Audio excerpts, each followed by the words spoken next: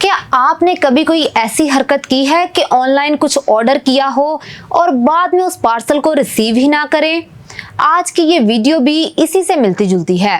दरअसल जापान में एक ऐसी खातून पकड़ी गई है जिसने दुनिया की मशहूर कंपनी शोइशा से $2.5 करोड़ से ज्यादा का सामान मंगवाया।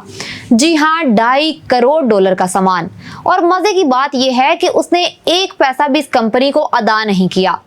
दरअसल ओसाका से ताल्लुक रखने वाली 32 साला रेस्टोरेंट मुलाजिमा जिसका नाम मायो बोशिंदा बताया जा रहा है, उसने साल 2024 और 25 के दौरान ऑनलाइन स्टोर शोइशा से बहुत ज्यादा शॉपिंग की। अब आपके दिमाग में ये बात आई होगी कि इतनी ज्यादा शॉपिंग एक ही बंदा एक अकाउंट इस्तेमाल करते हुए कैसे कर सकता है। तो सुनिए, इन मोहतरमा ने कोई 1, 2 या 10 नहीं बल्कि पूरे 298 मुख्तलिफ अकाउंट्स बनाए और उनसे 2000 से ज्यादा ऑर्डर्स किए।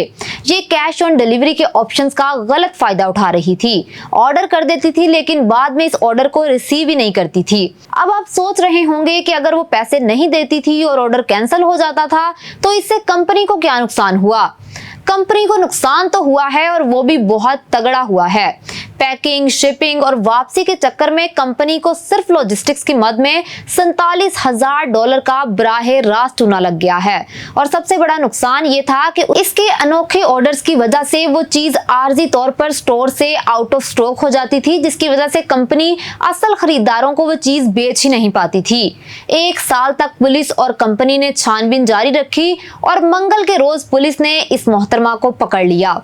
तफ्तीश के दौरान उन्होंने हंसते हुए इस बात का एतराफ भी कर लिया कि उसी खातून ने यह हरकत भी की है। शॉपिंग का जुनून अपनी जगह है, लेकिन अगर आपने भी इस खातून की तरह कोई हरकत की है या फिर हरकत करने का सोच रहे हैं तो जरा संभल जाएं, क्योंकि जापान हो या दुनिया का कोई और मुल्क, कानून का हाथ हर जगह बहुत लंबा होता है और वो आप तक पहुंच ही जाता है। अगर आपको ये वीडियो अच्छी लगी हो तो इसको लाइक करें। फिलहाल के लिए मुझे दीजिए इजाजत। अल्लाह हाफिज।